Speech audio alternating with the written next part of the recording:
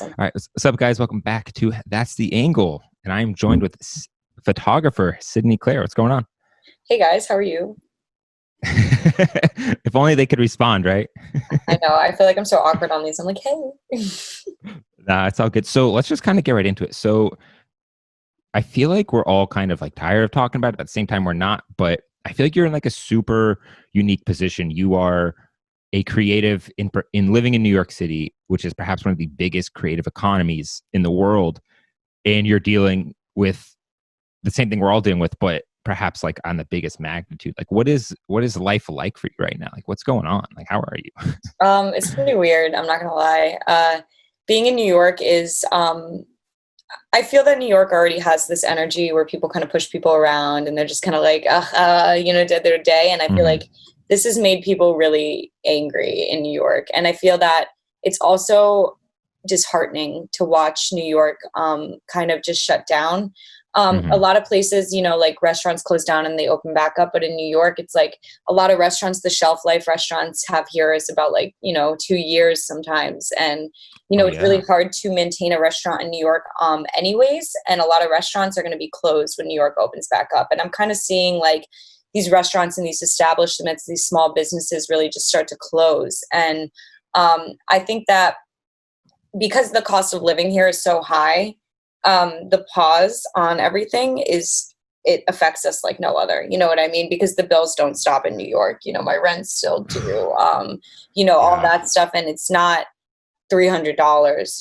My rent is not $300 in New York City, and it's just like you gotta.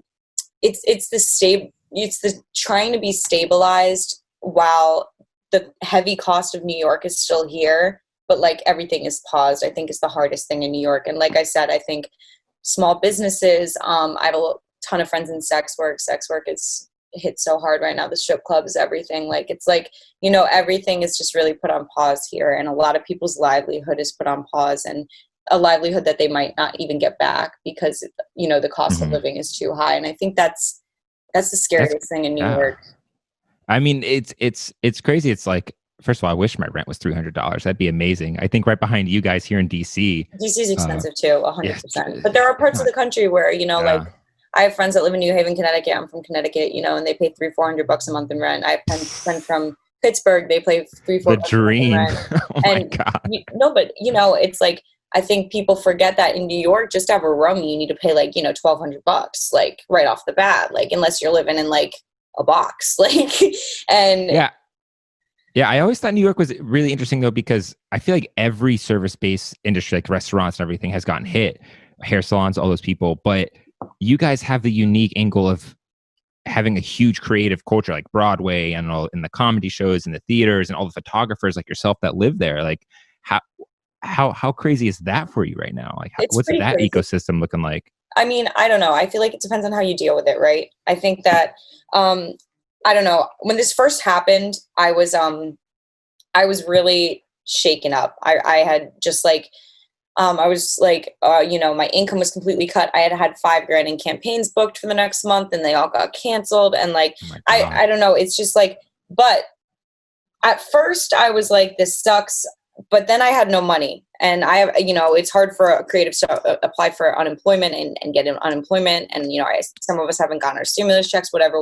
But at the end of the day, Hmm. I have to stay here and I have to live here. Right. And, I had to just kind of put my foot down and be like, I have to figure out ways to make money and ways to make income in this time, because it's either I go move back home with my parents in Connecticut or I figure out a way to keep paying my rent. And I think that you could either look at it like in a negative way, kind of just go down the rabbit hole and just, not do anything actively, or you could try to actively do things every day to like make money. I mean, I started a Society 6, like, and just sold prints when this started and like started doing stuff on that. And Society 6 ended up featuring me as like one of the top like new Oh creators or wow, something like for the that's awesome. but Congrats. that's just because I started selling stuff on there, and just putting my work on there. And then Hmm. um I just like started doing FaceTime shoots, and like the FaceTime shoots have been great, and I can talk about those in detail at some point in this conversation.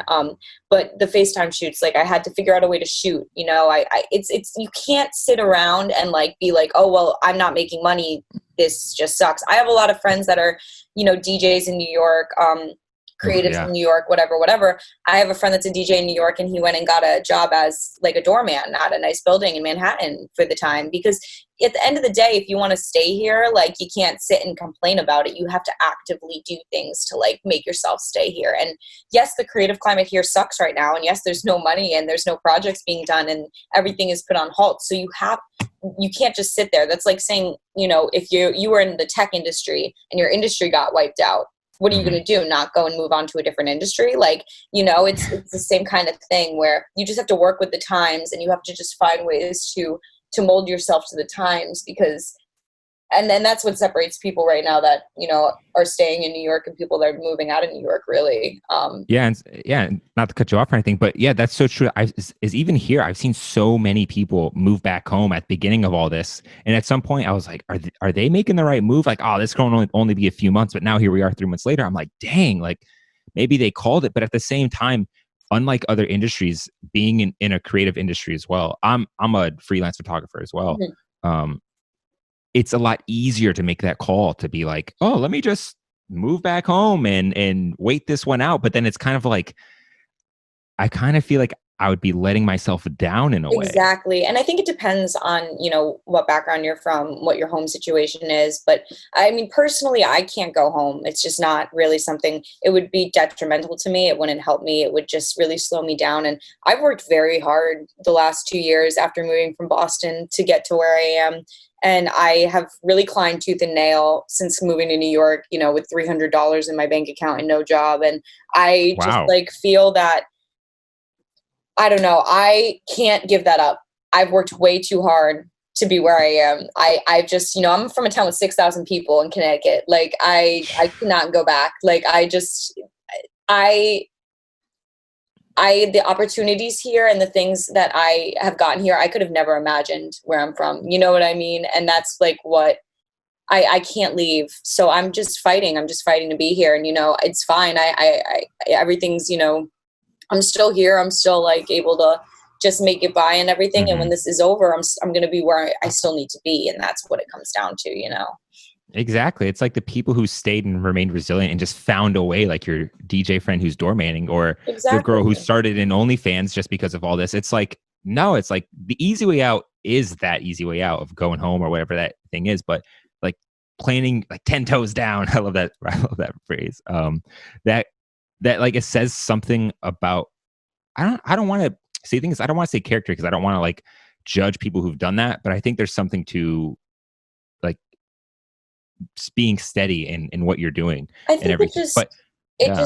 I wouldn't say character. I think what it comes down to is life ideals. I think that somebody who maybe has a 9 to 5 and maybe their main concentration really isn't their career, their love is something else in their life. You know what I mean? Like it isn't like their career. Maybe they're going to feel differently and they're going to go home because they don't really care. But for Ah, somebody who deeply only cares about the thing that they're doing, and like I think freelancers and stuff, especially because we are going for that one thing that we want to be, you know what I mean? I think that we have that dream. We have that like there's something attached to it that we can't give up. It's an essence that like is so much greater than like for me it's not about staying in New York because I love New York. I mean, I love New mhm. York, but that's not why. It's staying here because I need to in the next I'm 24 in the next 5 6 years this is where I need to be for my career and I'm staying here. And that's like it's I think what it comes down to it's just what your priorities are and like why you are where you are. And if you are where you are because of something very specific, it's very important for you to stay there. You know what I mean? Yeah, I'm 100%. And in case people listening don't know who you are a fashion photographer. That's the kind of photography you identify most with, right? Yeah, 100%. Yeah, you have to be in New York for that. Like you legitimately have to You be have in that to. fashion world.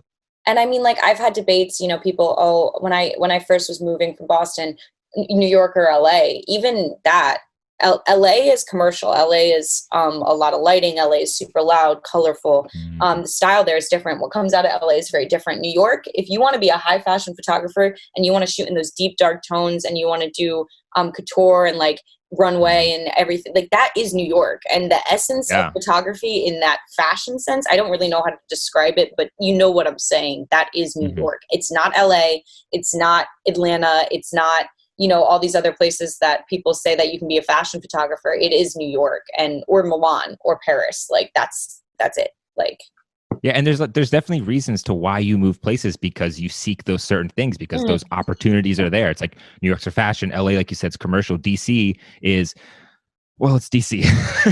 I mean, like, it's just kind of DC drink. right now. I don't drink. I'm allergic to alcohol. I don't drink. No way, really? Yeah. And I live in New York City. Everybody's like, oh, well, you live in New York because you like to go to bars and you like to go out and you like to go. No, I live in New York City for my career. And that's it. Like, and I happen to love New York because I love people. I will say I'm a big people person. I love to meet new people. I love to just like, I love experiences and like new experiences with new people. And that's what New York is. But I don't live here because of like the things that typical, you know, people move here for, because it offers these things. I live here because of my career, and this is where I'm going to grow in what I want to do. And it's like you have to live where you know that your work is going to get to the highest level that you can possibly get to. And if the level that I want to get my work to, that's in New York. And I know that's in New York. So yeah, you're surrounded by some of the world's best photographers there. You know, it's like, and you're right. And this is so funny because one of the ways, you probably don't remember because you're super popping on social, but one of the ways we first connected was me asking you about, should I move to New York because I want to do fashion photography? Now, obviously I didn't do that. And, you know, life's changed a lot, but you gave me some amazing reasons about that. And that was something I was like, dang, this is a really nice person. Like, you didn't have to do all that, but yeah, you're right. It's that like being in that economy. You really showed up with $300. Okay, so I graduated college in 2017, Leslie College of Art and Design in Boston. Got a 9 to 5 because my parents absolutely forced me to in photography. I was doing photo for BMW in Boston. I was doing like their marketing, advertising stuff for their site. And it was really fun. And I had this crazy eccentric boss that like I will totally like, I love him anyways. You know, and there were like these things, but I came home crying every day and I was really upset and I knew I had to move to New York City. So I had a lot of friends that went to Harvard because I went to school right next to Harvard. And one of my friends had a startup after school and he needed a photographer for a conference he was doing, an international conference for high schoolers.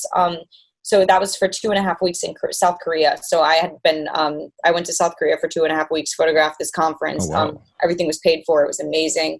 I got back, I quit my job. I quit my job before I left for Korea, actually, because they were like, you can't even leave. And I was like, bye. And I quit. And I put down my first, my last, and my security on my apartment. And I had $300 in my bank account. I had no job. I just moved to like the apartment that I had never seen in my life. I just FaceTimed the dude. And I moved into this tiny little room in Williamsburg. I mean, the smallest room I've ever lived in. And it was crazy. And that's so crazy. You FaceTime towards your first place. I FaceTime towards my first place. I was in Korea. I was in Korea. I had to like find the place in Korea. I left the US with no apartment. My apartment subletted in Boston and no place in New York. I was like, you know, if I come back and I'm on the street, I'm on the street. Like, I just like, I mean, my ex had my dog and stuff at the time. And like, of course I could have stayed with him, worst come to worst, you know, but like, it was just like, I remember just being like, yeah, I just gotta go. And I had waitress from 15 on, and I went into every single restaurant within like 10 blocks of my apartment for like a week and a half. And I just was like, I need a job. And then I got a job at a restaurant and then they trained me and then they were like,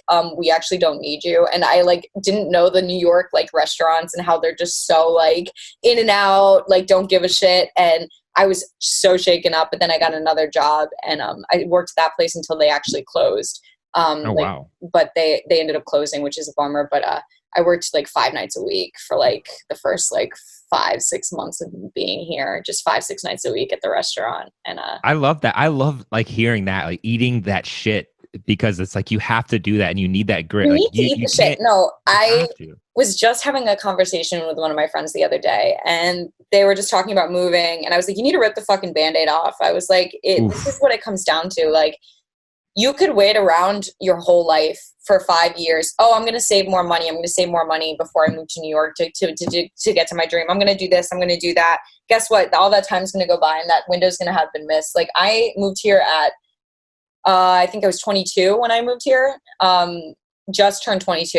Wow. So Maybe not young. even, honest. No, I was 22. I just turned 22. Mhm. And I moved here, and now I'm 24, and I've been here for, whatever, 3 years. And the amount of shit that like I have accomplished and just been able to do, and like I and if I didn't take that, I needed to struggle. Like, I don't think that you can ever care about something enough until you've really struggled for it, until you've had a Mhm. dollar in your bank account after you paid your rent, and you have to figure out a way to make money for you and your dog, and like to put food on the table. Like, I really don't think that you know what your character is, and like your true strength of character until you've been through things like that. I think that if you never test your character, you're never going to really know like what you care about. I think the things that you care about really come out when you struggle. And I mean, I struggled the first year I was here. When I mean I paid my rent and I had a dollar in my bank account sometimes, I truly mean that. Like, it was insane. I Yeah. was crying all the time.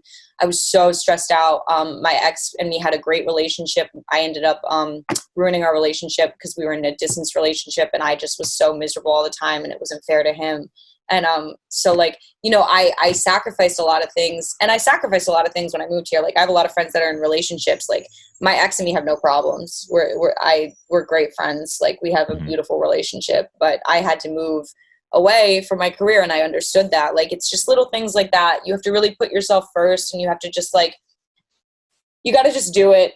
And if you really want to be like a fashion photographer, personally, I feel that you can't work for other people. I feel like you have to make your name as yourself. I feel like your entity needs to be your name. Like, Sydney Clear needs to be my brand, needs to be my entity. And if I don't work on that actively every single day, it's never going to reach the potential that I needed to reach by, Mhm. X amount of time. And I'm not saying I have like a timeline, but I have huge goals for my work and like where I want my work to be. So I mean, from the outside, just as someone who's been vicariously living through your experience as like the kick-ass New York photographer, which I completely enjoy. And thank you for being so vulnerable on social media, something that so many people are afraid to do. Like, it's so cool to kind of watch your journey and to see you get these opportunities and to do these things and to like change up your hustle amongst all this like COVID and everything like that too.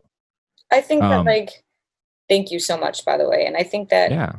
I don't I know, had, being real I had on to I had social to give you those props at some point because that was just something that was always been on my I mind. just feel like being real on social media is really important. And I feel like I try to give any kind of advice or like experiences that I've had to other people, like via word of mouth or talking, or just like, I'm a very like, I'm not gonna like, if somebody DMs me something and they're like, yo, I just need advice on this, I'm gonna send a really long message back and be like, this is how. Because I feel like your job as an artist is not to only create work, but it's also to like help those around you like get to their potentials and where they want to be in their work, and like help those around you maybe like realize things that you didn't realize. Like, I was never confident in growing up. Like, I was so self-conscious all through high school, all through college. I did eating disorder in high school. Like, I'm just like, now I love who I am. I'm so comfortable with like myself and like my being. And you know what? It has all come from having like something other than like, I feel like this generation, it's a lot of looks, social media, like just like being the it girl or the it guy, and like this Hmm. weird like thing around just like being like, but once you attach like a purpose to your life other than like anything past vanity or just like what like stuff like that, and you have like a deep like purpose, and like you feel like you can make an impact, that's what makes you feel beautiful. You know what I mean? Like, I feel like my essence and like my work is half of the reason why I have the confidence I do now, because it's like, I'm not only just a person, I'm a person with like also like this thing. You know what I mean? I don't know how to. Are you saying that like through your photography, you're growing with it, like while Oh my you're? god, yeah. As a person, like my photography, like that's what, yeah, as an artist, the more I grow and the more confident I become with my work, the more confident I become as a person. Like I feel like I was never like I just was never a confident person, but now I'm so Mm. confident. I can walk into a room and put myself right in front of whoever I need to put myself in front of and talk to them because I'm confident in my work and I'm confident with myself. Like I don't look in the mirror or anything and look at what I look like. I don't give two shits because like I'm so conscious about how much of a presence my work has that like it Mm. doesn't even matter to me like what I look like because I know that people will see beauty in like my existence through my work. I mean, you're definitely not scared to put yourself out there on the gram either. I see you out there mixing it up in the feed with your posing. Okay, I see you. Listen, as a photographer, you should know how to pose your own body. That's always the thing. Like That's a I think big fact right I've there. just like if you don't like I mean I just take all the shit I tell other people and I just do it to myself. Like I should 100% know how to pose myself in a good way. I do it for a living for other people all the time. I feel I'm weird about self portraits. I like when people take photos of me. Like a lot of the ones I've been posting are Hmm. people photographing me. I like when people do that because then I like a fresh perspective outlook. Like I like a fresh like artistic perspective on myself. I don't want Mm. to see my own perspective. I want to see like other people's perspectives. Um, but yeah, you should always know how to take a good photo of yourself as a photographer because then if you can't, do you really Yeah, know how to right. take good pictures of other people? Like As photographers, it's like that should be like prerequisite number a one. Like, hundred percent. can you make yourself look good? But and I And also feel, you know, I was my first subject. My sister and oh, myself were my first subject. When I was 9, who do you think I was taking photos of? Like myself and my sister. And like especially when I was like in high school, I remember 8th grade, like 7th grade to high school. That specific time, I remember I was taking a ton of self portraits because I was from a small town. There was not a lot of people. I didn't have a lot of friends. I was only able to use myself. So I really like how that ends up coming back in my work as I get older in like little yeah. spurts because It's it's so funny how a lot of us, it's like we started taking photos of ourselves at such a young age. crazy. Like whether it was like MySpace or whatever it was, I remember being there with like my friends and just like trying to do cool poses and shit. I'm just like, oh my God, it's so cringe now. But I'm just like, Bruce, what were you thinking? Yeah, but it's so like it's like the blueprint for why I don't know. I feel like there's a lot of things I can dedicate. I can like say that like I owe my creativity to, but a lot of it is like Harry Potter was a big one for me. Like that Wait, sounds can I crazy. can I pull up a photo since we're talking about your young self? Can I pull a photo on Yes. the screen? Is Oh it my the God, Instagram one with the camera? wait, let me see if I can get it. I Wait, think I wait. know which one you're talking about. There's a nice gap tooth, and I have like, yeah, Yes, I love that picture. I love that. I love that camera. That's I still use that camera. It's a great camera. You were crushing it back then. But what was really interesting about this photo is not only is it relatable to like what you just said, but Yeah. the caption is what got me. It says, starting the new decade with a mind of how long I've been doing this, myself ever to think, how badly do I want this? 2020 is all about my career. Who would have thought that this would be the new reality of 2020? It's funny though. It's funny how God works because I actually landed the biggest contracted gig I've ever landed during this quarantine, and No shit. Congrats. That's awesome. thank you. I can't really obviously say much other than that, but Of course. Yeah. it's God works in funny ways. You know, I really think that he shows like I don't know whatever you believe in. Like you know, I believe in God.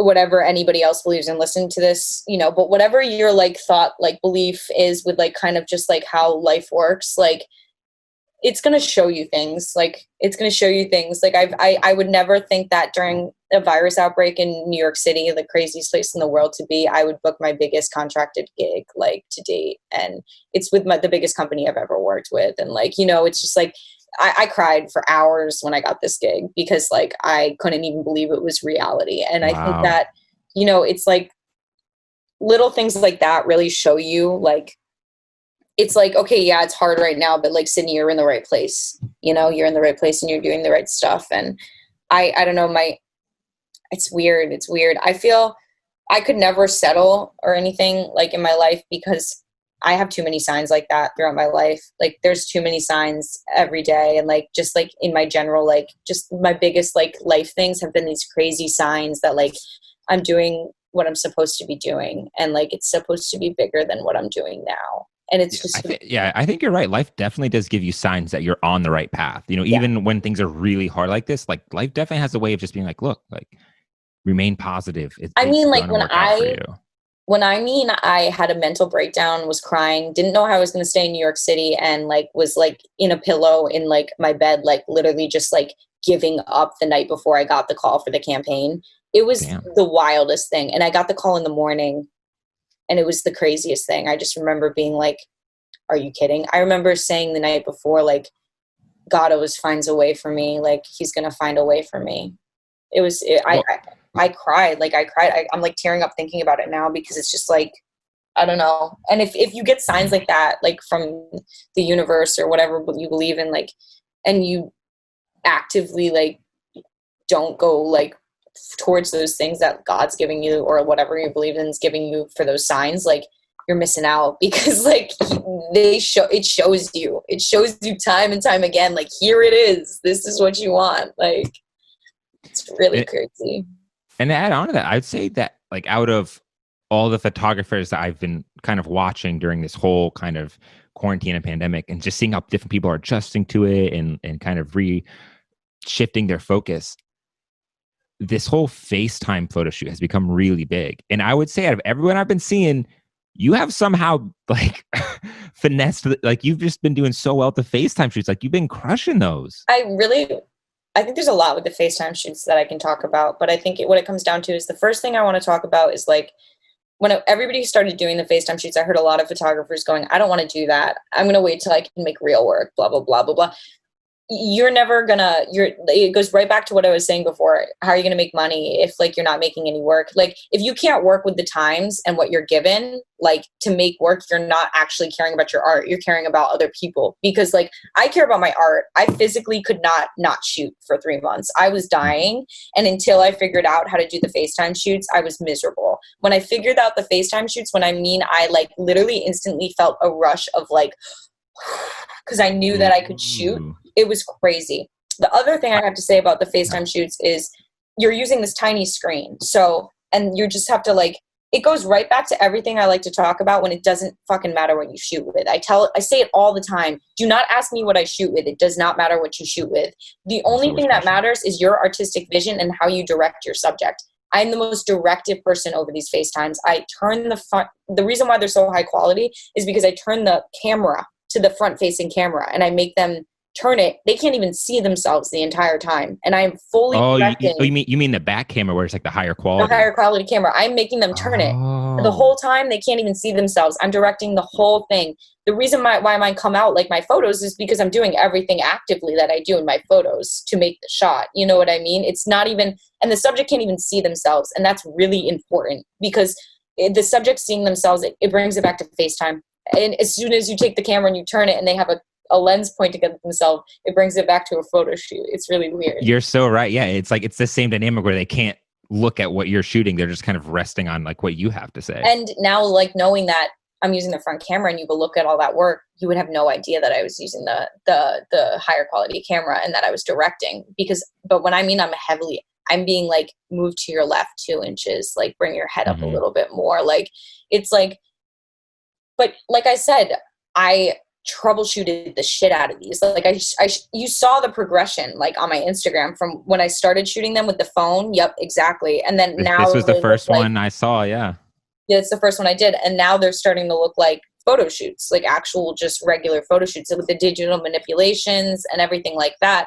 But you see how I have a learning curve, you know what I mean? And I'm using the learning curve. And then like this is pretty recent, right? Right, that's recent, and that's all iPhone. That's just FaceTime. Like that's a FaceTime live photo. That's so crazy. When you started posting these like FaceTime, I was like, what? I was like, this is FaceTime? And then you even take it the step and you edited it. I was like, dude, this is so sick. It's just like, you know, I'm taking the photos and I'm making them mine. And like, at the end of the day, like they look like my photos. I'm very happy with them when I'm done with them. And I love that one. That's so beautiful. Like I would this one on like a normal bit. And Vogue Italia took like a ton of them. You know what I mean? So it's like, it just goes to show you that like, I don't care if you want to argue with me 100 times that you need the right camera and the right stuff. Like, don't give me that. Like you can go and you can make whatever you need to make. And you know what?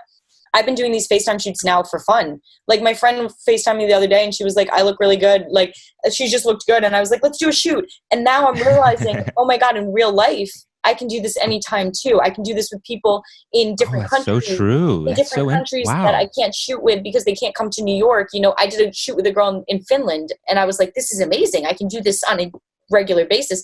I'm not even going to drop the FaceTime shoots when this is over. I'm going to use it Whoa, you to just blew make my money. mind with that one right there too. Holy crap. Like I never thought about that. It's not just a remedy for what we're doing now. Like these FaceTime shoots, like they hold their own, but it's just a way to quickly connect. And as a photographer, it gives us like another stream of income or like another way to attack something or 100%. just to work with someone. Just to work with someone. I have so many people that DM me. There's this girl that lives in Australia I would love to work with that we talk all the time. You know what I mean? Now I can FaceTime her and just do a shoot with her. Like, and it's like, I think that like, it just goes back to what I was saying in the beginning. It's just, you need to use the tools that you have to make work. Like if you are given thank God we have FaceTime. Imagine if this happened 10 years ago, we would have no way to make work at all. Like I would have no Oh way my to make God. anything and I would have no way to make money. And I would Yeah. like, you need to be using the tools that you have at hand to be making. Every artist before us has adhered to the times and figured out a way to make we wouldn't have modern art if we didn't keep evolving as artists. Like, so like, you know what I mean? Yeah, right. Like we literally have no excuses to not be doing it. We just find a new way. And luckily we have Yes. technology. So there is a new way. Who knows? Maybe if it was like pre-computers, we would have been like mailing in something. I don't know what we would have. Right. And that's it. And that's like the beauty of it. I mean, it's just like, or just doing it over a phone call and, you know, self-directing the person with a camera, you know, like on the phone. And like, it's just like, I don't know, but we're really lucky to have what we have now. And like the FaceTime shoots for me, they've just, if any, I can't wait to go shoot in real life. I shot like a campaign on my roof for my friend's body butter brand. I just like Mhm. posted them recently. I saw And those. Yeah. that was like, we just did that, me and her socially distanced, like on my roof. And I held my own reflector and I was able to take those with just me and her on my roof. And I did all the creative direction and the styling and the set design. Like it was just me and her. And you know, it just goes to show you that like I now from, my dog just broke in. I'm so dead. She broke in the door. She like Just opened it. open the door? Just Yeah, pushed it open? she's a pit bull. You know what I mean? So they're smart. So, Oh my God. no, but you know, you're able to like create, you know, with these FaceTime shoots and just like make things, and you have to work with the times. And I think like it just goes to show like we were saying, you know, we're lucky that we have the access to things that we do now and we're able to create to the extent that we are now. Mhm. Something that I've noticed you post a lot is that Vogue Italia stuff. What is that? So, okay, Like, so what is that whole system? I feel like I don't get it. Like, is it more significant than what I think it is? Like, I just don't know. So Vogue Italia is submission based. It's the only Vogue platform that is submission based. They have a submission based platform called Photo Vogue, right? Monday Mhm. through Wednesday, 8 a.m. to 8 p.m. Italian time. So that's 2 a.m. to 2 p.m. US time. They do submission based process. You can submit 2 photos a day. The editors at Vogue Italia will go through and they pick which photos get on the Photo Vogue platform. They do Interesting. a bunch that get accepted. They do 500 best ofs, which are just like the best photos of the day, and then they do 1 photo of the day, which is pretty Oh. crazy. Photo of the day is like a big deal because they're Mhm. going through X amount of like already accepted, and then you have the 500 best of, and then you have that 1, you know, photo of the day. Or I think it's like, I don't know if it's 500. It might be like, it might vary, but I think it's like there's a bunch of like best ofs, you know what I mean? And then the photo of the day. But so I started submitting to Vogue Italia 2 years ago in Boston, and I submitted every single day, and I only had like 5 photos. Like I submitted for 2 weeks and had no photos in for a while, and like I kept doing it and kept doing it. And every single Monday through Wednesday, I actually have an alarm on my phone and it goes off at 2 a.m. And I just like, if I wake up, I submit it, or like if I'm up at the time I submit it, or if I don't submit it at 2 a.m., I wake up early at like 8 and I submit it Monday through Wednesday. And Mhm. I kept doing that and kept doing that and kept doing that. And I love when people are like, Vogue Italia doesn't matter. It's just submission based. It's not going to do anything for you, because I ended up getting a gold profile. So I can submit 3 a day now because they Oh. love my stuff so much that they actually like put me up into a gold profile. I can submit 3 a day. I have 233 photos in Photo Vogue over the last 2 years of submitting Monday through Wednesday every single week. And they close for weeks too. So they'll be closed for like 2 weeks, 3 weeks sometimes. Mhm. But I did that almost every single week consistently for 2 years, and I have 233. So it was just a nice consistency thing. And like, it would take me a while to get them in. Now every single one I put up gets in, and that's just a difference in style and growth. But the biggest thing for me, I've gotten a bunch of best ofs. I think like 15 out of the 233 best ofs. The craziest one for me Wow. though was I put up a photo of my best friend Hope, and I had shot it in my living room. It's a photo of her with 2 fingers out like this. She's got 2 blue things in her hair. She's wearing this Mhm. sparkly shirt that is actually mine, and I had done all the styling. I think she's wearing my Adidas sports bra on it too. Anyways, I did it in my living room with a backdrop, like no, just crazy weird lighting situation. I put that photo on Photo Vogue, and it got photo of the day, the best one, pick of the day.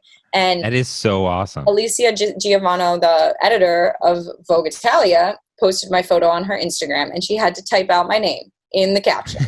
So I don't really care what you say to me, that if you say it doesn't matter, Vogue Italia, it doesn't matter, it's not, I don't, that lady had to type out my damn name into that caption, and she had to post my photo. And also all the people that follow her, the 500,000 of them, saw the photo. And also Damn. it was on Photo Vogue's main spread page, because they put the photo of the day on the main page for the whole day. So like, Wow. and I get that, like, yes, it is submission based. Yes, it is, like, maybe it doesn't have validity for some people that because it's submission based, but I'm sorry, like, they're eventually going to call me for something if I keep submitting and I end up with like 2,000 photos on Photo Vogue, and like and I've seen them feature photographers for actual editorials that they've gotten off of their Photo Vogue platform. So it's just about making like an impact in that platform. But if you care enough and you're consistent and you're actually making good work, you're going to make an impact. So I mean, last time I checked, that's exactly the person you want reposting your photo. exactly. And Like, isn't that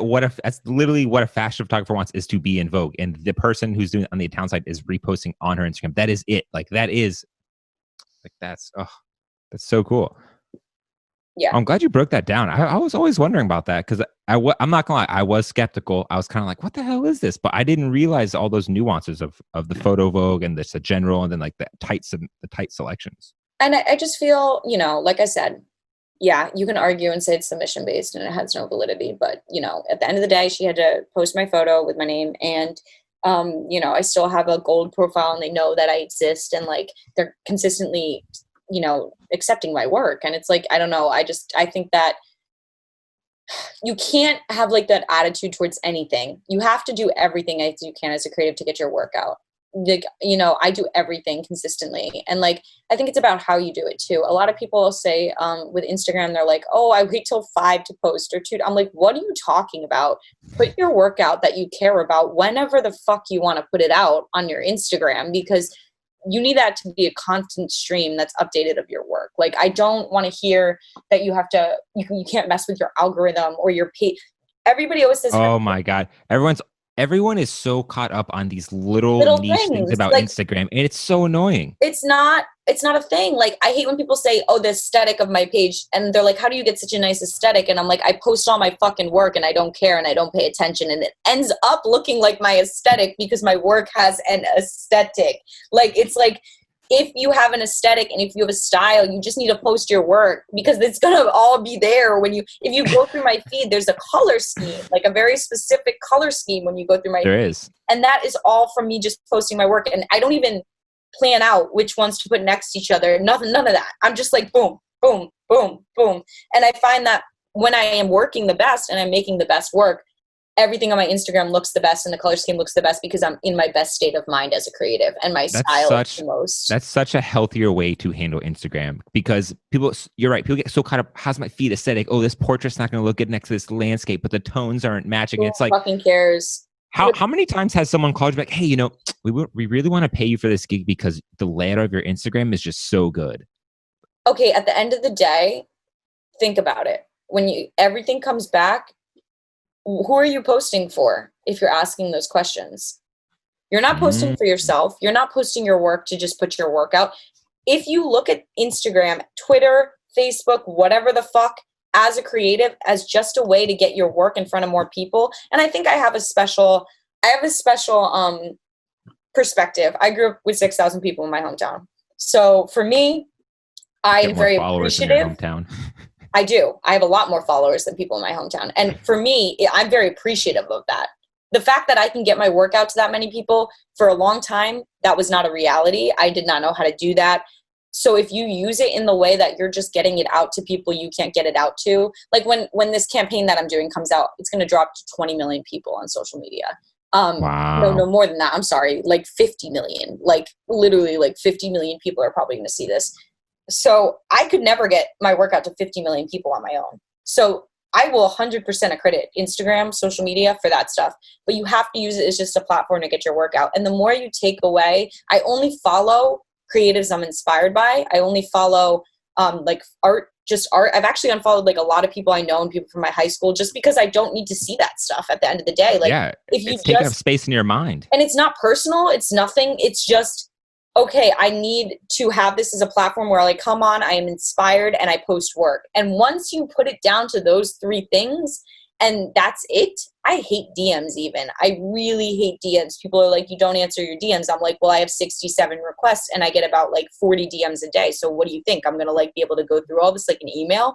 Like I feel, email me if you want to get to me, number one. Like do not DM me, it's not professional. Number two, like use it as just a way to get your workout. And yeah, I think that that perspective does come from being from a small town. But like even I don't think I have a lot of Instagram followers now, even though like a lot of people like, it depends, it's relative. But like, It is I relative. have Yeah. like whatever 9K. And I'm like, to me that's crazy to have 9K. I grew up with 6,000 people. So like to have 9,000 people actively looking at my work, like I'm so grateful. But I feel like you have to kind of keep that mindset through it too. Like if you ever like blow up on Instagram, you can't be like, oh, now I'm the shit. Like keep that same energy that you had when you had 9K. You know what I mean? Like in the way that, Yeah. you're I grateful think for it. I think the fine line with using Instagram is use Instagram, don't let it use you. Like Exactly. it has to be a tool and not something that dictates your actions and your thoughts and your day and changes your opinion on things. And you're right, like you have to unfollow those unhealthy people on your feed because that's literally what you're putting into your mind. And what's in your mind is like a thought, and thoughts become actions, and all that stuff Exactly. is real woo woo. But there's some truth to that because if I was looking at hot chicks on Instagram all day, I'm sure that's all I would think about. But if I'm seeing work from people that inspire me, I'm like, maybe I get inspired, or I don't maybe even there's something I follow took away like, from it. I have friends and stuff that like honestly like, I love them, but maybe their work isn't the greatest. And I won't follow them either because I really just don't want to see like work that isn't like top tier on my feed. No, and that sounds That's pretty terrible. savage. It's but I don't mean it like that. It's I Yeah, follow I the know. people I follow for photographers are the people that are like I am so inspired by, the people that are at the absolute top that I like absolutely would love to be. And like when I see their feeds and stuff, that's my inspiration. That's my point that I Mm, need to get to. And the more you surround yourself, it goes back to the same thing as putting yourself in a room with a bunch of people that are at the same level you want to be at. I always tell people when you go into a room with people, do not act like a fan. Do not act like a fan club. Do not like go in and introduce yourself like you are on the same level as them. Because if you want to work with those people, you have to put yourself on the same level. I think that comes right back to Instagram. If you want to be that big time photographer, only follow those big artists and photographers and stylists and set designers and people in your industry that inspire you. My whole feed, everybody I follow is, if it's not a photographer, it's a set designer or it's a makeup artist or a hair artist or a stylist. It's everything in my industry. You know what I mean? And then like people that inspire me. Like you can't, it's the same as putting yourself in that room. Imagine Instagram's a room and like you're putting the only things you see in that room now are those things that you want to be at, you know?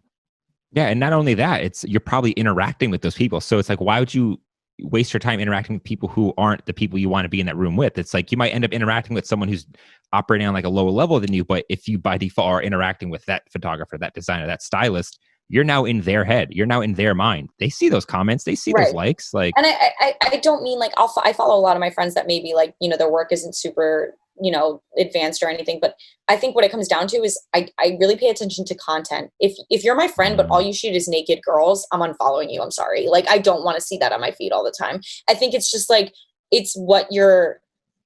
I can always tell when somebody's making work for Instagram or they're making work for themselves. And Ooh, I'm very particular. that's a very interesting conversation right there. Is are you making that right there? Is it for you? Is it for work you want to get, or is this just And you are can you tell. chasing likes? You can tell. And if you actually care about art and understand art, you know what an Instagram art aesthetic is, and you know what an actual individual, like, entity. It's your own thing. The people I follow are so innovative. All of them are different. You can tell their work from a mile away. Renelle Madrano, I see a photo that's taken by her, I literally know it's hers. I literally will call out the photographers that have taken photos that I see in public on, ads, campaigns, stuff like that, because I know their work. They have a style, like, and that's it. That's when you've made it. Honestly, that's when you made it. That's when you have the work that you need. How important is it to you to find a style? The most important thing in the world. I've been working on my style for 14 years, and I don't think I'm nearly done. I think I'm just starting to hit where my next phase of my style. I think that this, like, orange, yellow, deep browns, deep reds. Can I pull up some of my favorites that show some of this style? Yeah, Because that yeah, was yeah. something I really wanted to bring up, because looking at your work, let me see. I think you get closer to your style the harder you work and the more that you put time in. It's all about time. I ran cross This country. this was one. It's Yes, a little bit of an older one, but this was a shot that I completely I was like, love that picture. yes, because it's everything like that's kind of against the grain. She's looking away. It's the back of someone's head, but there's so much else going on. But this color scheme, I feel like, is pretty accurate of a lot of the tones and editing you've been doing recently. Definitely. I feel like I've moved into this, like, different era of my work, but that's the thing. Like, you should always be moving into new eras. You should always be finding new ways to make work. Like, I used to shoot everything when I first, like, got a nice DSLR. I would shoot in a 35 1.4. I'd shoot everything at 1.4. Half of the shit on my Instagram is shot at, like, f22 now. I'm the craziest shooter in the world. I literally go up, down.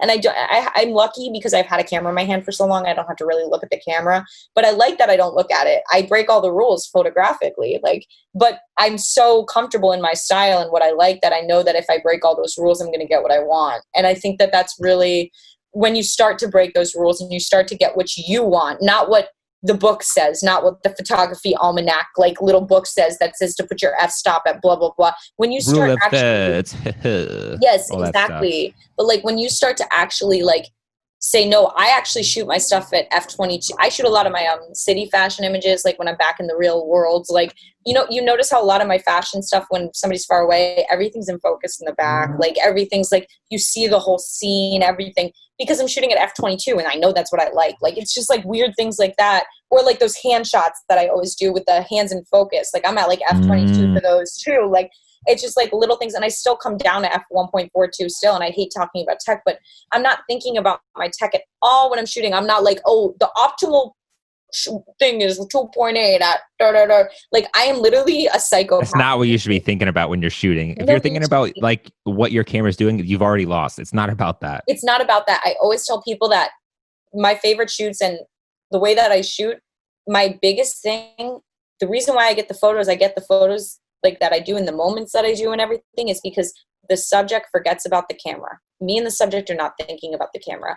The minute that you and the subject are connecting and that camera disappears and that camera's not even there, because the energy between you and the subject is on. This is, like, a great example because you can see in Maggie's, that's a really good friend of mine, obviously, too, but you can see in her eyes, like, she's just, that's it. And I remember I had taken 20, 30 shots in that second, like, you know what I mean? But I remember taking that shot, and I always know when I get the shot. I literally can go through the back of my camera and they can go, what's your favorite 5 shots from the shoot today? I can scroll via my mind because I have a photographic memory, so I can, like, figure out where they were on the shoot, and I can be like, this one, this one, this one, this one, and this one. And, like, I will tell you which ones are the best shots because I felt it in that moment. It's this weird dance that you're doing with the subject. It's a dance. It comes to this, like, dance. You're not thinking about the camera. You're working with the subject, and you guys forget about it. And it's like being high on drugs. Like, that's, I don't know how else to describe it. It's like being high on drugs. And that's what I chase right there. That's what I chase for my whole career. That's what I chase. That is, like, the essence of being a photographer. We get to feel that feeling that nobody else feels, like, other than creatives. Like, that's that. And I love those. Those are on my roof. My friend. That set was super fire. I loved that set. And even the editing of that set, I was like, whoa. I was like, that was like something crazy about that set. This is my favorite thing about photography. that was on a Saturday. My friend Kirsty came over. My friend Maggie came over. Kirsty had that wig from a fucking Frankenstein costume that she had did for Halloween. We threw it on her. We went onto my roof. And do you want to know what those big things she's holding are? They're top They look like paint buckets that were left on my roof. Yep. And I love that. It's so ingenious. Like just that concept covering the chest and then covering the bottom part. Like 300, like the movie. I love it. This always feels to me like, and the power that she has in these shots, she's power. Like she's just power. And like, it's crazy though. Like, yeah, so it's like, look at that wig. Look at that wig right there. It had a big, we turned it because it had a big gray streak going up because it was oh no way. Yes. And I ended up photoshopping it or like just like burning it in, I think. I don't know. It was so funny. But I mean like those are my bikini bottoms from a bathing suit that she's wearing. My dog chain's around her neck that she's holding. That is my dog chain. Like that is one of my dog's toe chains. I think she had the boots or like maybe I think they might be my roommate's boots, to be honest with you. Like, I don't know because I have tiny feet. So I sometimes just grab shoes in my house. It was like a throw together. And like, those are some of my favorite photos to date. And I think that I love that. But that's the beauty of being an artist, right?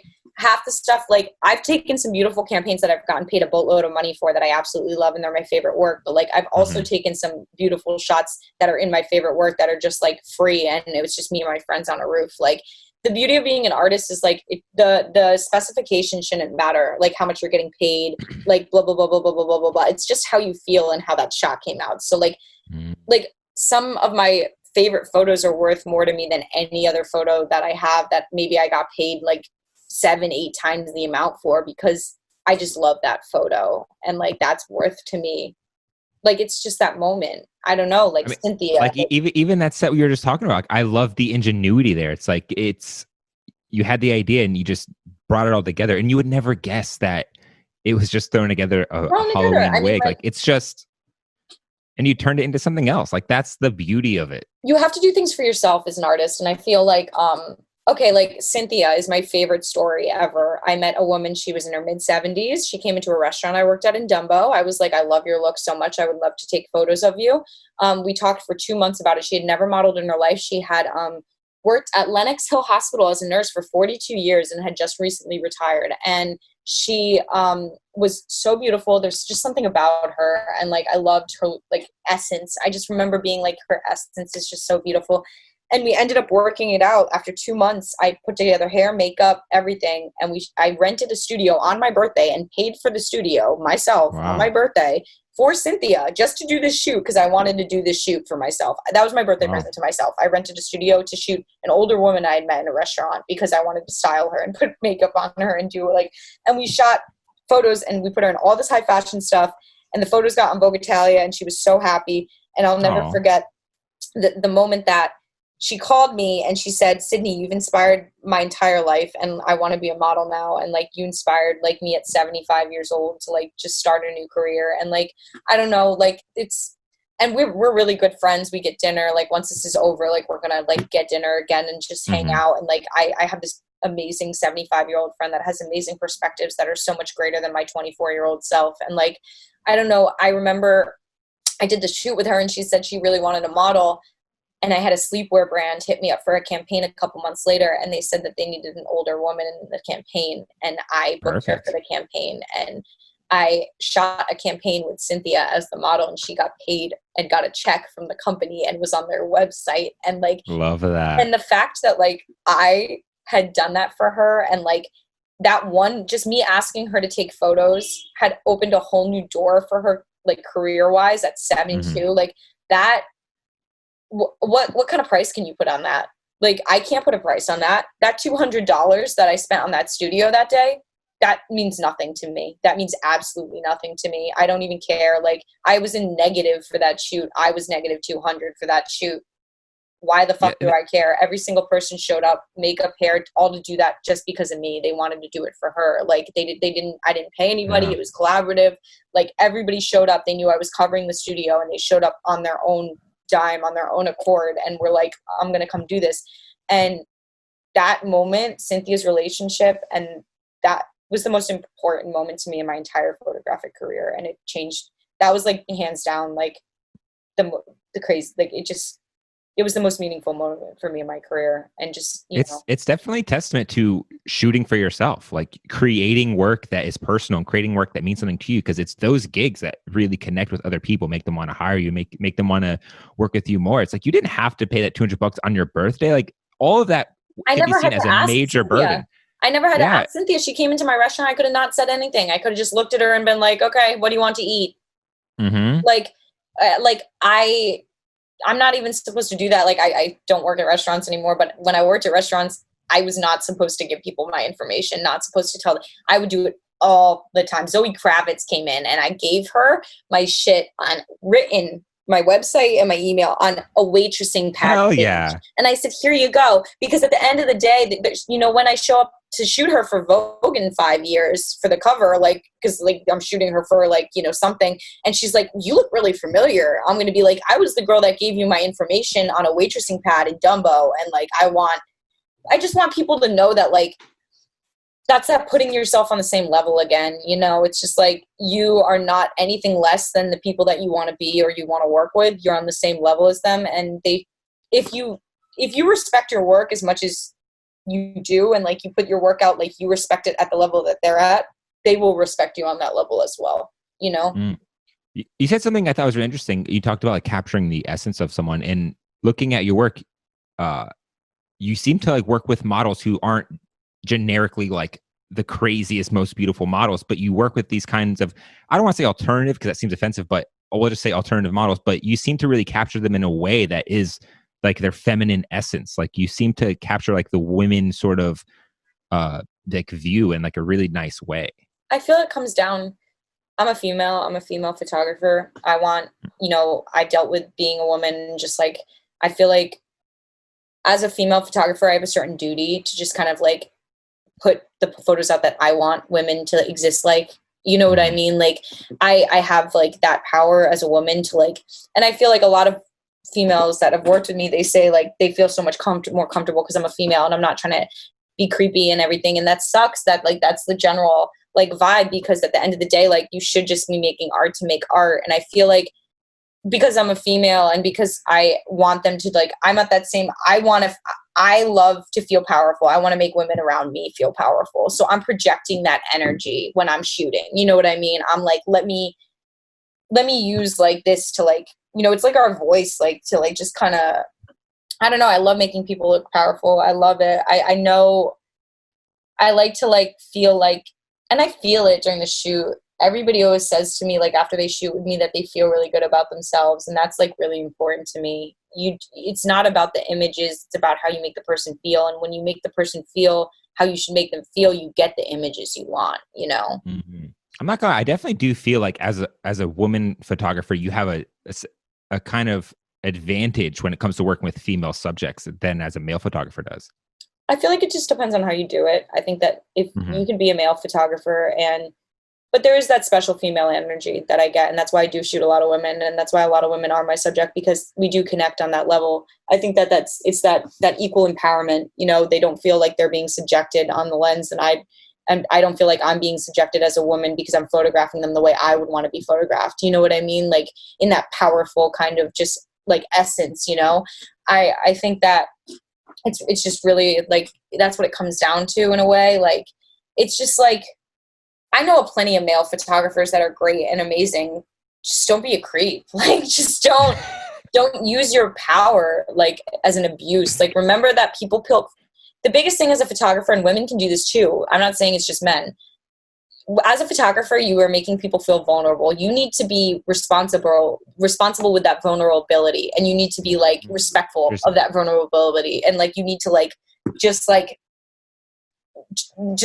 understand that you have that power, and like you need to use it wisely. And I think that if you use it wisely, nobody's ever going to talk shit about you. But if you actually don't, then that's why people have bad reps. And once I hear something bad about a male photographer or a female photographer in the way that they made people feel uncomfortable, I'm going to feel a different type of way about them, because they're abusing their power. And you're lucky as a photographer to be able to photograph people in the way that we do. Like, I like So that perspective. I like that. It's yeah, when you can manage to make someone feel vulnerable, which is how you want someone to feel in front of your lens, it is a certain responsibility to that power. I never really looked at it like that. yeah. That's interesting. But I mean, look, I do definitely think it's a lot easier to be a female and be like, hey, why don't we try something like with your hand over your tits than it like for me as a male I think photographer it to do something depends. like I that. don't really ever tell people to put their hand over their tits. It just kind of Well, just happens saying. through. Do you know what I mean though? Like think about Yeah. like it's all about how you say things. I don't tell anybody to do anything. I just kind of direct them and move them in the way that I want to move them. I think that when you say, oh, if a dude were to say, oh, can you put your hand over your tits? They're thinking about their boobs. That's clearly what you're thinking about.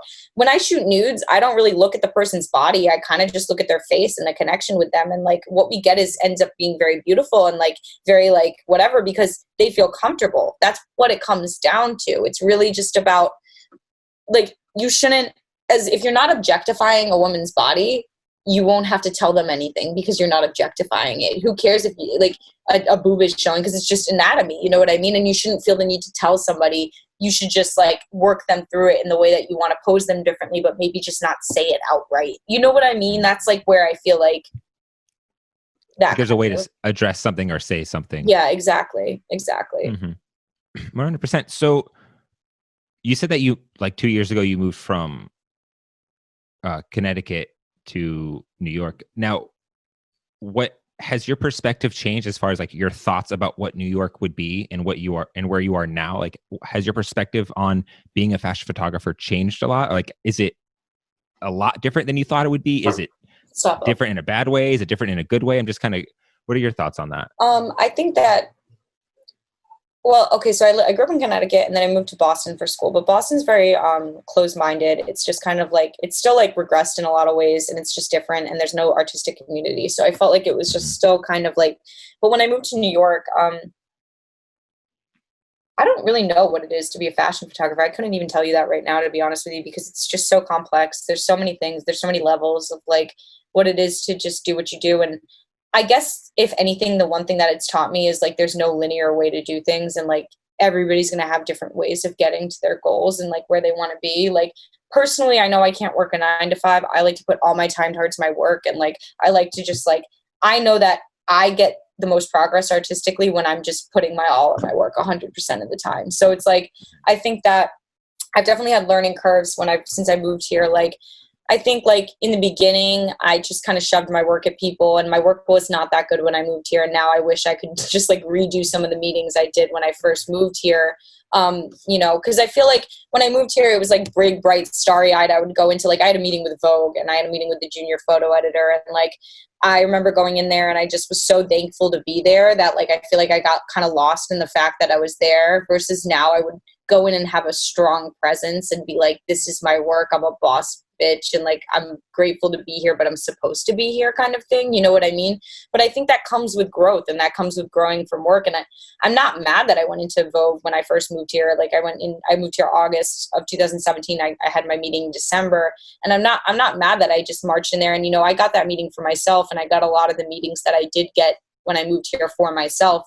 But I think that you need to kind of just do those things yourself and like kind of embarrass yourself a little and like figure those things out to just kind of Fail a get couple of yourself. meetings, yeah. Yeah, I mean, like I love my relationship with Gabrielle Korn. She's the editor in chief at Refinery 29, but she used to be the editor in chief at Nylon. And so I moved to New York and there was a fashion week party in September and my friends like were supposed to meet me there, but I got there early and like they got there late and they couldn't get in because the RSVP was closed. So I'm at this fashion week party, like at like a bar for Nylon alone in New York, like my first like month here. And I'm just like so embarrassed. And I was just like, what the fuck? But I had looked up what Gabrielle Korn had looked like, their editor in chief. And I just knew who she was. And I saw her and I was like, let me go out to her. So I went up to her alone, like with none of my friends, nothing. And I was like, hi, my name is Sydney Claire. Like, I just moved to New York. I'm a fashion photographer. I'd really love to work with Nylon. Can I get your email? She was like, of course. So she gave me her email and I emailed her and she never answered me. But this is the craziest part. So like, she didn't answer me, but I had her email. And then I shot this girl, Andrea Valle, and she was a music artist, and we were looking for publications, and I ended up emailing it out to Nylon to her email because I was emailing like everybody I knew. And then I was like, I found out that Andrea was getting featured on Nylon's Instagram story that next week as like a featured artist, but they weren't doing like an editorial or anything, but they were featuring her that next week. So I was like, this is a really good, and then it was Fashion Week. So September Fashion Week was when I had gotten her email. This was like the winter Fashion Week, like after, like, so whatever it is, February Fashion Week. And I remember I saw her walking with my friend when she came out of a show, and my friend had known her. So she went up to her and she was like, Gabrielle, like, hi. And she was talking to her. And I after she finished talking to her, I was like, hey, Gabrielle, my name is Sydney Claire. I like came up to you at like the Nylon Mag party, like last Fashion Week. And she was like, I remember you. And I was like, I actually emailed you, like I emailed you, Andrea Valle. I know you're featuring her on your Instagram, like on Monday. And I emailed you an editorial I just shot with her, and it's unpublished. She goes, just send me a follow-up email. My inbox gets so crazy during Fashion Week. I sent her a follow-up email, and my editorial was on Nylon Magazine that Monday. But that connection took 6 months, like almost, you know what I mean? And like, it was like me like bothering her multiple times in front of her. And now like I saw her at Fashion Week this year. She's like, hey, Sydney, how are you? You know, and that right there. That is everything. Yeah. That's such like that New York story that like you love to hear, you know, it's like that connection that you really need. It's like from the outside, you always think about, how do I make that connection? How do I? You have to make it yourself. And if you don't, I was not born into fashion. I was not born into the fashion industry. My parents are working class. My dad owns a used car dealership and sells used cars to low income people from his low income hometown in Connecticut. And like, you know, my parents have taught me to work hard. My dad has taught me to work the hardest that anybody has ever taught me to work. If I can give anything to my dad, it is that he grew up hard. He lost his dad at 13, and he just showed me how to be a tough person. But if you don't have parents that like are in the industry, if you don't have like friends, connections, if you're not rich, like if you don't just have that, you need to shove yourself into that industry. And like, if you keep putting yourself in front of those people, they're never going to be able to ignore you forever. That's how I feel. And like, I feel like now, like Gabrielle knows my work, and she sees like physically how much my work has, even since the editorial we put out last year for Nylon, like grown, you know what I mean? All those people, they pay attention to you because you're consistent. And then they're like, oh, this artist actually is working really hard, and this artist is actually making a lot of progress. And then you start to get some of those big opportunities that you really wanted, you know? And like, I don't know, you just got to put your shit out. Like I put a lot of work out on Instagram, and like, I always put my work out, and I've gotten a lot of emails. Hey, we saw your work on Instagram. We would love to. Hey, stop. We would love you to shoot like, you know, this cover or shoot this or that. And like, it's just from Instagram. So it's like, it's little things like that, you know, where you're just like really shoving yourself into the industry if you're not already in it. And like, it's being respectful, but it's also you can't put yourself as a fan. I say that so much, but just don't be a fan. Yeah. Like I've shot like a lot of famous people, and people say, oh, did you ask for their autograph? Did you tell them that you loved this show growing up? I'm like, no, I treated them like a regular person because I'm at the same level as them. If I ever want to work with them again, they can't be like, this girl was just fanning over me the whole time. They want you to be a professional. You're there to take photos. Take the fucking photos and do it right. Like, it's just like, you know. Asking for an autograph is probably the lowest form of fanning out you could ever do. My God. It's like you'd probably rather connect with that person as a friend than a fan anyways. Like you'd rather... You know, this brings up a really good point for me. I'm just going to shut my door really quick. Yeah. This brings up a really good point for me. I just like... Okay, I have a friend, and he told me when I moved here, he was like, my friend sits in Soho, and he takes pictures of famous models, and like just waits for them to walk by, and like takes photos of famous models, and like he's like taken photos of so many famous models, and like blah blah blah, like you should do that.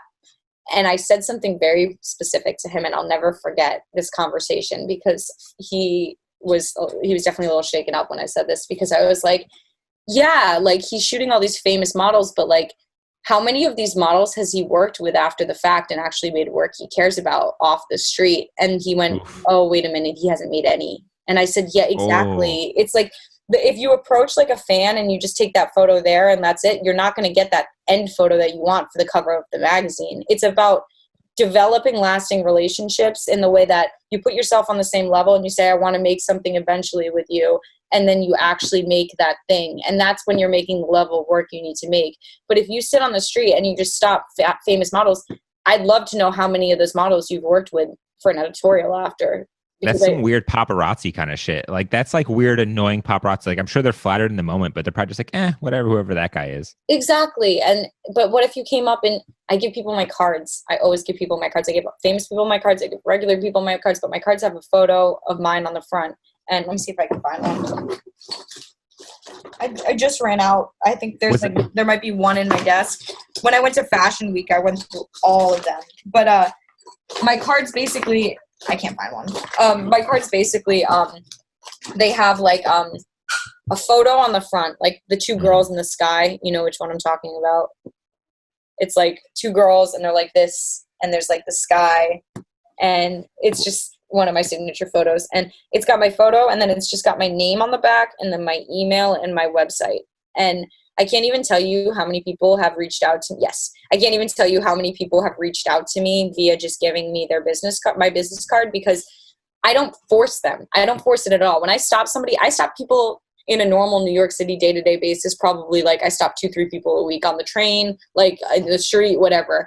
And you just say, hey, I'm Sydney Claire. I'm a photographer. Here's my card. That's it. That's the key. That's the key. I say, hey, I'm Sydney Claire. Like, do you model? Sometimes they say yes, sometimes they say no. I love when they say no because I'm like, you have a great face. You totally should. And then I'm like, here's my card. I'm a photographer. I shoot fashion in New York. Let me know if you would ever like to work together. I've had like a 9 out of 10 response rate for those. Like, I have had so many people email me. I mean, like, I shot this beautiful editorial for Cove magazine with this model named Polina. And she had like 60K on Instagram. If I had DM'd her, she would have never, like, we ended up connecting. Yeah, like, that's so true. But like, I saw her on the train. I was like, I love your look. Here's my card. She emailed me. We ended up working it out and everything. And we ended up following each other like on Instagram eventually. She would have never seen my message 100%. But because I gave her my card, we shot this amazing editorial that is still one of my favorite editorials to date. So it's like, you know, and I met her on the train. Like, everybody's like, where did you get this amazing girl? And I'm like, I saw her on the L on my way into 14th Street. Like, you know what I mean? Like, see, and like, that's like the testament of being in that space where everyone's at. My like, dad always asked me, why can't you just like live home, drive, and take the train from Connecticut every day? And I say, because I would miss a lot of opportunities every single day that maybe you don't think are big opportunities, but they're things that end up being big opportunities. They're things that end up, like, they manifest into big opportunities from just, you could bump into one person on the street in New York. I mean, like, I moved here. I'll never forget. I was living in Boston, and I was here for a weekend, and my friend Michael lived in Times Square, and I was starting to shoot agency models. Like, agencies were hitting me up to test and everything, so I would come for the weekend.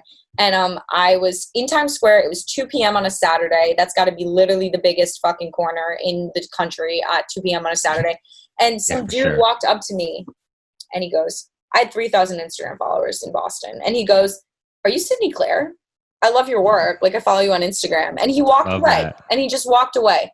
But the amount of influence that one moment had for me to move to New York, that was like the final straw. I can't even describe to you.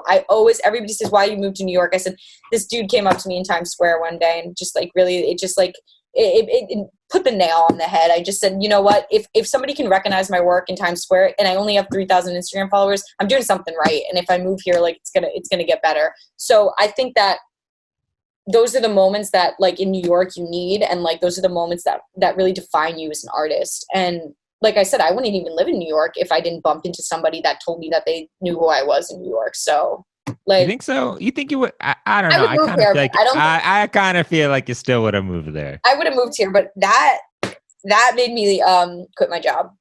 Like, that was it. You're like, ooh, I got recognized in Times Square. Like, It wasn't even. It was the fact that I knew that my work had something beyond. If somebody can come up to you and be like, are you this person? I love your work. That means your work has something way beyond, like, it means there's something to your work that, like, you could really push and you could really connect with someone. It just like, and you know, I think that the more I feel like my name relates to my work, the further I'm getting in my career. Like, when somebody hears my name, they should just think of my work. That's what the goal is.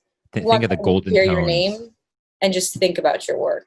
And Like that's, you have that vision in there. yeah. That's so cool. So it's kind of funny how I had that photo, but I have this photo right under it. Oh yeah, that was a photographer that just kind of blatantly. Honestly, I thought you were right. I thought you were right. I I was don't like, usually yo, say anything, but to be honest with you, it was the body posing and the clothing, and I just knew it that. really is. And It the really photo is. on my Instagram, that photo had gotten 260 sends and like 300 saves or something. So I knew, and it was on a lot of people's mood boards. Like people were sending me mood boards for shoots and stuff, and it was on their mood boards. So I know that that photographer had seen it. And that's where I really got bothered, because it was like, okay, you're really just taking my photo. And he's a big person in my industry, and he got all the credit for that photo. That's what happened. Like that was, you know what I mean? Oh, Like he shoots for Vogue, like actually Vogue, and like he got like to shoot that for Vogue, and it was for Harper's Bazaar or Vogue or something. And that's where I was like, let me do it. I'm the one, like, you know, but it's fine and it is what it is. And like I guess yeah. I'm not trying to stir any beef, but I've been following you for a while, and I thought that that was like a super interesting point because I didn't know like what was the right move there. I was like, is it wrong to call someone out? But at the same, because it's just a I pose, don't but at the mean same to call, time, like I said, I am so flattered by people. People DM me all the time. This photo was inspired by you. I'm like, great, that's so nice. Like I love that. Just like don't blatantly like rip the entire mhm. photo. Like there's lines to things, and I feel like that looked exactly like my photo, to the point that when I saw it, I stopped in my tracks. And I think that's where. And I know that multiple people had seen it and also stopped in their tracks and sent it to me. And like, I don't know, there's very like, there's lines. I don't care about being inspired. I am definitely inspired by so many artists and so many people, but just like keeping your parameters. If you want to do something like somebody else, maybe try to do it differently. Like if he had backed up and maybe included like way more of the outfits, but done that like kind of overshot, I wouldn't have cared. Like a new twist on it instead of like the exact Right. sort But of like framing and when everything. you're cropping it to the same frame, and like one of your models dead ass just looks like one of my models. Like it's just like really like, you know, it just, I don't know. So to get off of that, because I don't want to stir any hate, but I thought that was interesting because if anything, that says you're doing the right thing. But you seem to be like you have like this certain aesthetic that I've noticed, and it's like this downward looking up angle that I I feel like to like is make very people feel distinct. Word. powerful. No, When but it's like I think there's something to like shooting from a down angle, but you shoot from like underneath angle. I'm trying to see if I have any other I'm photos. 5 feet. I'm 5 feet and I'm short, and But but that's not enough. Like I feel like those FaceTime shots where like literally she's under the camera. she is like, I put it Or on she's the on top of ground. the camera. Sorry, she's on top of the So camera. for those, I had her throw the camera right on the ground, and she's leaning over. I really like to, I like to make people look tall and powerful. I think it goes back to me photographing women in a very powerful way. I feel like a lot of men and a lot of people photograph women kind of facing down towards them in the way that like they're looking Hmm. down. And to me, that's kind of disrespectful. I think that if anything, we should be looking up at people, like making them look tall and powerful. And like, I don't know. I want people to have a presence. And I think that I photograph from low angles to make people have more of a presence. Yeah, you went real low angle. You're like, let's just get it on the floor. We're not even gonna land on the floor. Let me just point it up. I mean, And my friend Layla said her neighbors must have been cracking up because she like threw her phone on the ground upside down. Like think about it, they're not even on the screen side. Like it's on the side with the like front facing camera, like the rear facing camera. So like yeah, it looks crazy, but like I mean, that's how I get those shots, and like I love those shots. So to me, it's very distinctive of your work. Like when you say looking at someone's work, if I see anyone with like golden tones in this underneath angle, I'm like, that's a Sydney Claire kind of aesthetic. Now, I've also noticed that you seem to like, and this is just like a nerdy photography editing thing. It's like you almost knock out the brightness on photos, which you like I make these photos love like dark. darker in a way, but it kind of makes your eye like focus on it. I love dark. I think I like to like make my photos look like paintings. I think that's what it comes down to. I have an art school education. I love Rembrandt. I love a lot of old painters. I also love old photographers, Irving Penn, just like Helmut Newton, some of the like the big time photographers that, you know, they used to make work without any influence from Instagram. They're actually making work for themselves. So, you know, like those So true. photographers shoot really dark. And I don't know, there's just like, but I see that like there's something about that dark, like deep, like reds, oranges tone that just like, it like lets off like a certain like euphoria in my body. It's just like the right tones for me. I don't know. And I like that like creamy, like painting feel. I don't like my shit to look blown out. I don't like it to look techie. That's what it really comes down to. I don't want it to look like I shot it with a 1.4 and everything's bokeh out, blah, blah, blah. Like I want it to look like it's timeless. You can't put a timeline on my photos. Some of my photos look like they're from 1940. You know what I mean? Like, and that's what I like about my stuff. Like, it's like, right, like that looks like something old, or like I love a lot of my black and whites end up looking really old, especially like, but it's just like what it comes down to is like it's timeless, you know what I mean? And like I don't know, a lot of people like try to just like blow stuff out because it's an aesthetic. I think that blowout aesthetic, that's Instagram, that's like a lot of things, and like some companies will ask for that and stuff, and I get it, but like personally, I love to shoot dark. I'm going to shoot dark. Mm-hmm. And that's how I get those deep tones and those beautiful contrasts and those deep colors. I shoot 5 stops down sometimes, like, and just bring everything up. You know what I mean? Oh, wow. Like, but like I said, so you're doing that like in camera. You're not like doing this all just in post. Like a lot of it is that like really. Okay, I shoot crazy, and when I mean I shoot crazy, like this is how I shoot. I don't look at my camera and I adjust everything, and I just look at the shots I'm getting, and I just adjust based on the shots. So like I'm not actively like thinking about my aperture or anything. I'm just like getting my desired feel. So like once you use a camera just to get your aesthetic, that's the difference. I'm not using a camera to get I'm not using the camera to like make I don't think about my shutter speed. I don't think about anything. Like when I shoot, it's like, it's crazy how much I change stuff. Like it's insane, but I'm just trying to get an aesthetic. And like I said, you might have to break all the rules to get that aesthetic. Mm-hmm. So I'm trying to like grasp what you're saying there. Like you do whatever it takes to get what it looks like in your camera, regardless of the rules. You're just like, I want this to be darker and paint or like whatever. Where's hold on. Yeah. I'm like, if I could just like do this, I'm going to do this like on the screen so that I feel, okay. So when I'm shooting, this is cool. Like when I'm shooting, okay, my camera's at f11. My ISO's at 1250. When I'm shooting, this is what I do. Look, okay, I took that. That's way too dark. I literally just hit my ISO, or like, no, my ISO's at 160. I just hit this, I hit my shutter, like, and then I adjust it. Like, I don't like go like through, like, I just keep shooting and I keep shooting and I keep shooting. Like, and I just adjust as I shoot. I'm not paying attention actively and being like, let me take a second and look at this and make sure it's f5 point. I literally just look through the lens, look at my back. Okay, it's got to come down. Like, I just like, I start at a base and like, I start at like I don't know, like f5.6, like in the middle with like a good app. I just adjust everything for like where I am outside and everything. And then I go from there. But when I go from there, I let it go. I do not. I see what you're saying. Yeah, because generally you get good enough to where you know the ballpark of your settings where you're not going to just completely ruin the shot. So then that way it can become more about the subject and the interaction. And like and I said, it does dynamic. It comes back to comfortability. I've had a camera in my hand since I was 9 years old. I don't have to look at my settings. I don't have to like think about that. But as soon as you start to take that stuff away, that's when you start really like getting the pictures you want, because you're not concentrating on the camera, and you and the subject are really doing that dance. And that's what it comes down to.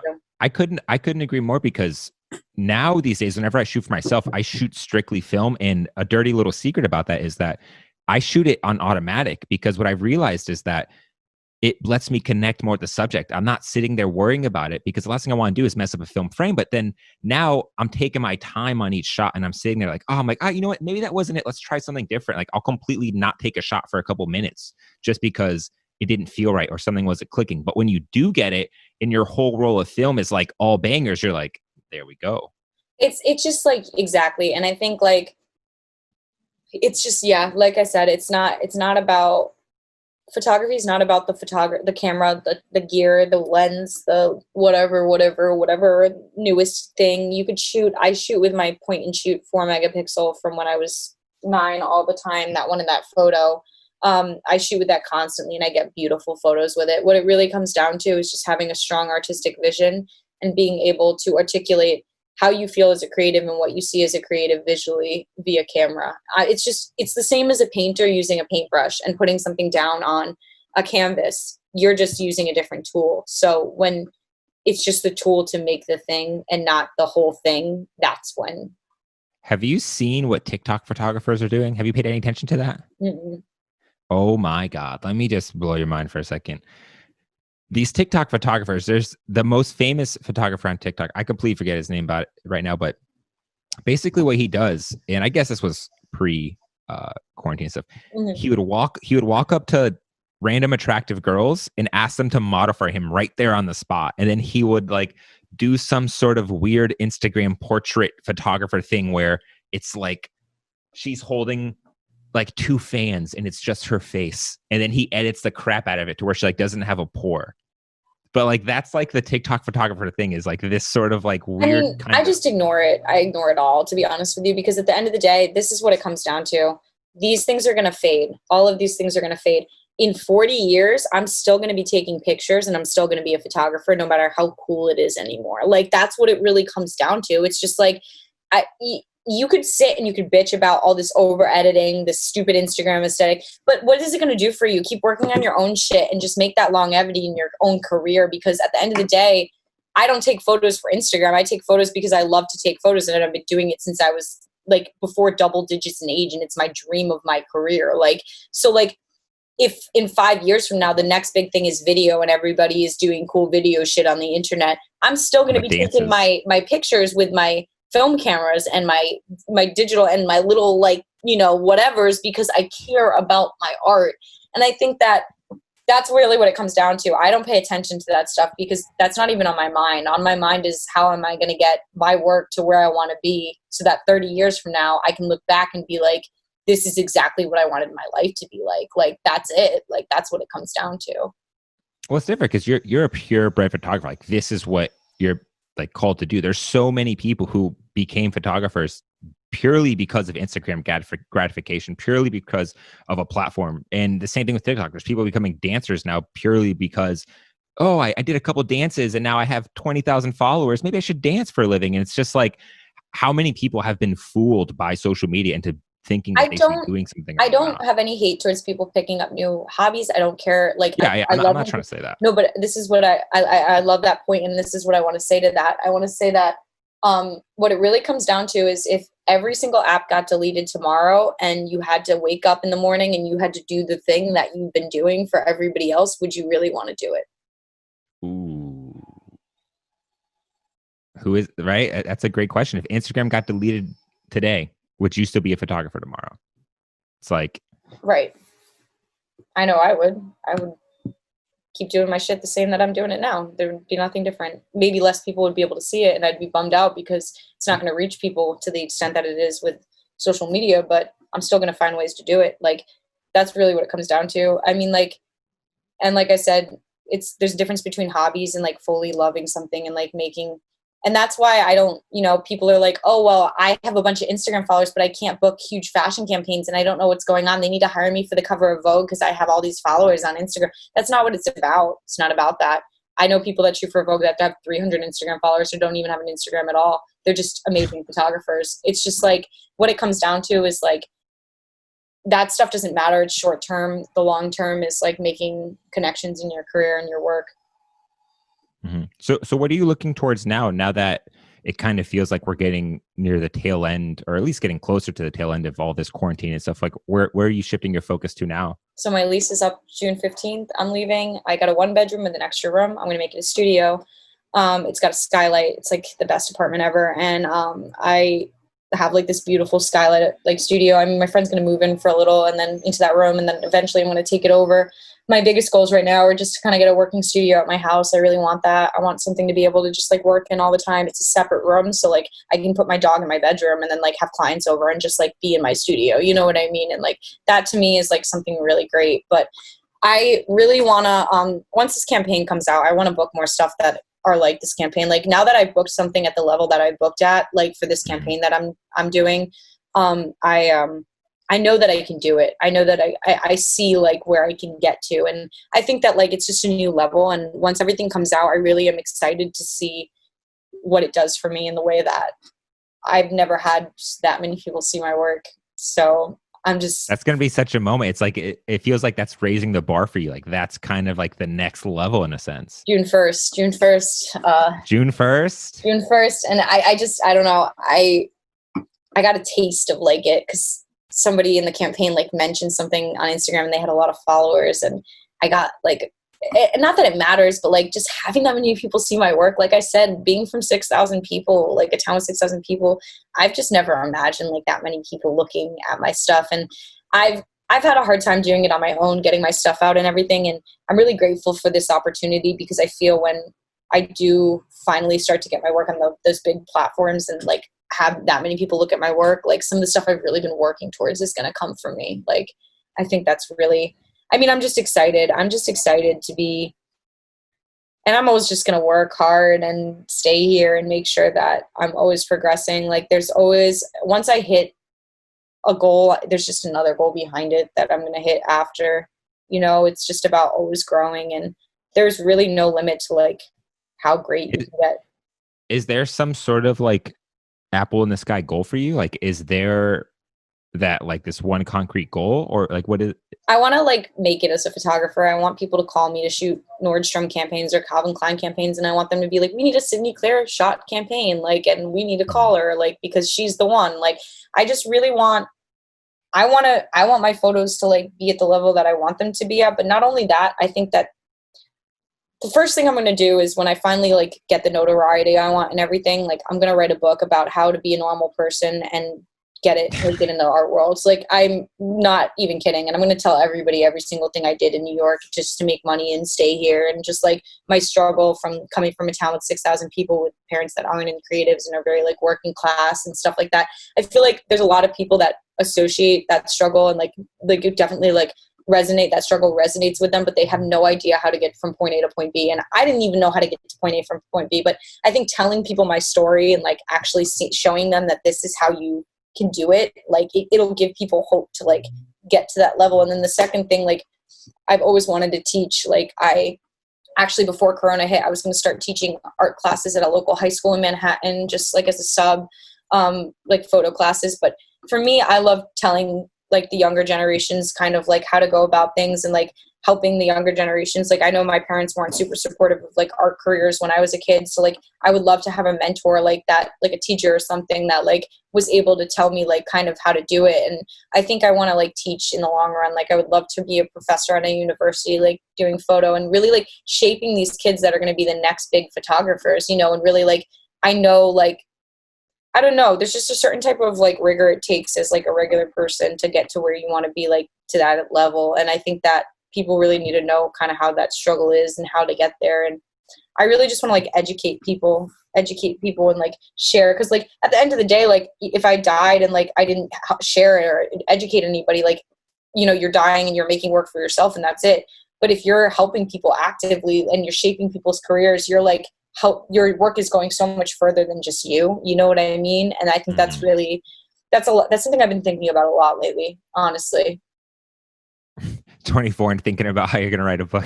It's so cool. I wrote books when I was younger. I used to write all the time. I've always loved to write. I would have been a writer if I wasn't, or I would have been a music or a writer if I wasn't a photographer 100%. I played the piano from very young and like, then I wrote, but I would write books, like little short stories, like actual books in like 5th grade, 6th grade. And I've always loved writing. So like, I would love to come back to that. I would just love to come back to that. And like, I've always thought about writing a book about like, I just feel like I have all these stories and all these experiences and I want to share them. And like, I feel like they all say so much. I feel like I've had a very lucky life in the way that my experiences really showed me physically, like a lot of things. And I think that, I just want to write it down and like Beautiful. Well, like, I mean, look at the bright side.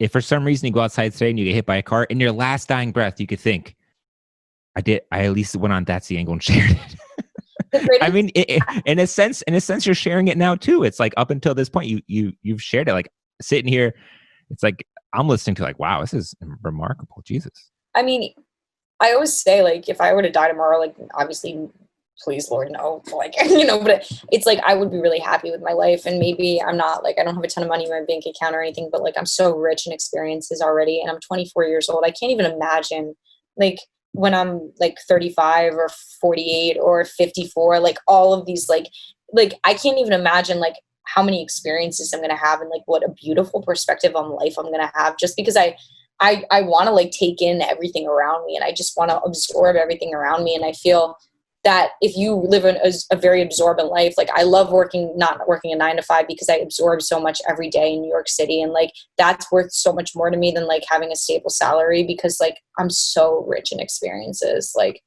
And and that's everything. When you're younger, you never think about how valuable wisdom actually is. But when you think about someone who's like 60 doing the thing you're doing, you're like, wow, no, they really know stuff that I do not know. exactly 100%.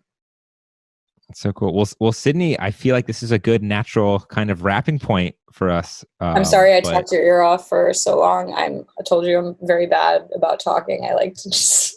no, I'm a great listener. That's like half the reason I do this podcast. If I don't have to talk that much, this is great. I've thoroughly enjoyed listening to you. Thank you so much for having me, and thank you for taking the time to just like talk to me. And I really appreciate you making a platform for artists to talk about like art to other artists. It's really nice to be able to, like I said, I don't think anything kind of gets it more than like being able to physically talk about stuff and like have people hear that. And I think like even just giving the opportunity for artists to speak is like really great of you because there's just so much we can learn about just through talking, I think.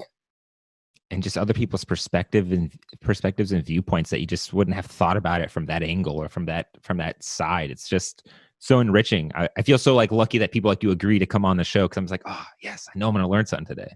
When you reached out to me, I was like, yes, I love. It's so funny because like one of my friends, he's really scared of public speaking, and like I had a podcast with TPJ, the Photographic Journal, like a couple weeks ago, and Mhm.